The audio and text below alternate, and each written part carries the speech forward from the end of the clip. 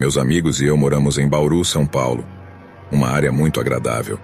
Tente imaginar o bairro suburbano mais típico possível. É relativamente tranquilo e as pessoas estão acostumadas com a sensação isolada e recôndita que ele proporciona. É o último lugar onde se espera que algo realmente perigoso aconteça, com exceção do que estou prestes a contar.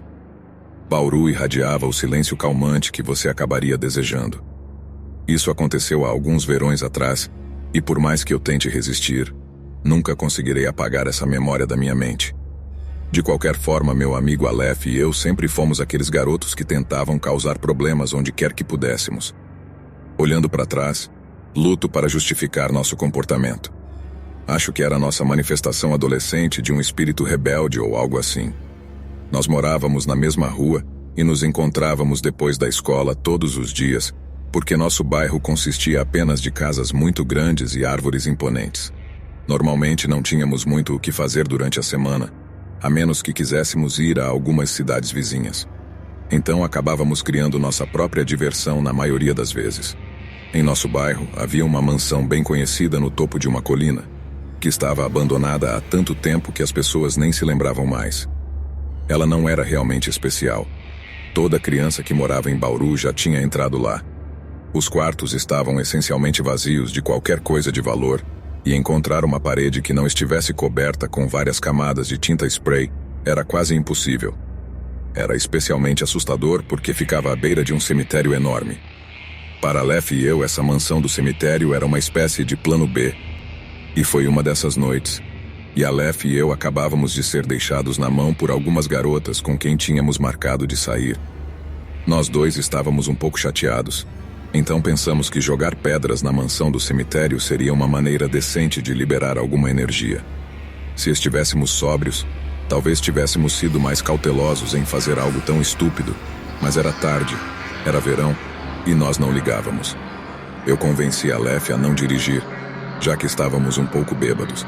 Chegamos ao topo da colina e nos deparamos com uma visão familiar. Vinhas retorcidas e pendentes desciam pelas paredes enlameadas. A maioria das janelas estava quebrada, e a ponta do telhado tinha um aspecto ameaçador, especialmente àquela hora da noite.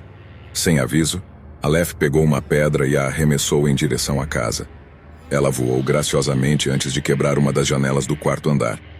Era difícil confirmar na pouca luz da lua e das luzes da rua ao redor, mas o som ensurdecedor do vidro se quebrando confirmou que ele acertou em cheio.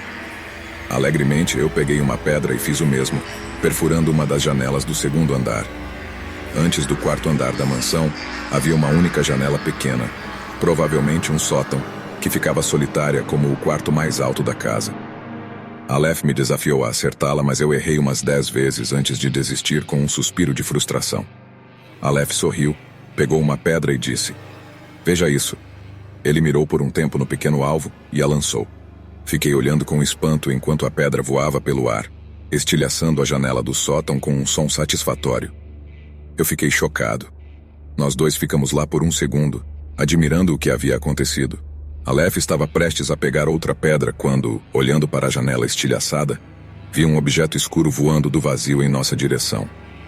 Eu literalmente dei um salto, confuso com o que acabara de ver.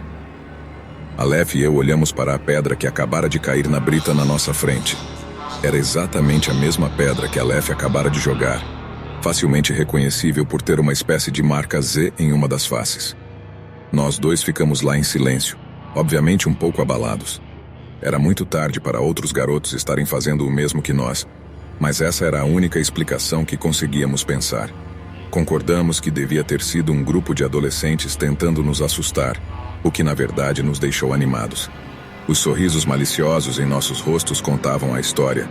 Íamos pegá-los de surpresa antes que pudessem nos assustar. Nós dois nos aproximamos silenciosamente da porta da frente, nos esquivando de uma grossa vinha que pendia dos pilares imponentes. A porta estava entreaberta, mas sempre esteve assim. Já fazia muito tempo que ela saíra de seus trilhos e não fechava corretamente.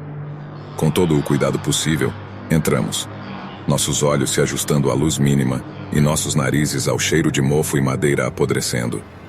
Subimos devagar as escadas rangentes, incapazes de silenciar o som da madeira se movendo sob nossos pés. Chegamos ao quarto andar e estávamos posicionados na base da escada final. Interessante, nunca tínhamos estado lá antes. A entrada para o telhado ficava do outro lado da casa, e esse quarto devia ter nos escapado. Aleph foi na frente e eu o segui diretamente atrás. A escada levava a uma pequena porta de madeira que presumimos ser o sótão.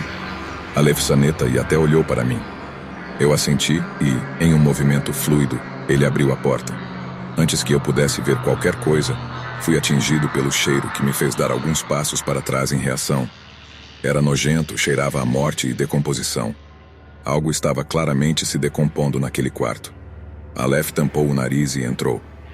Eu estava um pouco mais hesitante, mas decidi que preferia estar ao lado dele do que sozinho em uma escada completamente escura.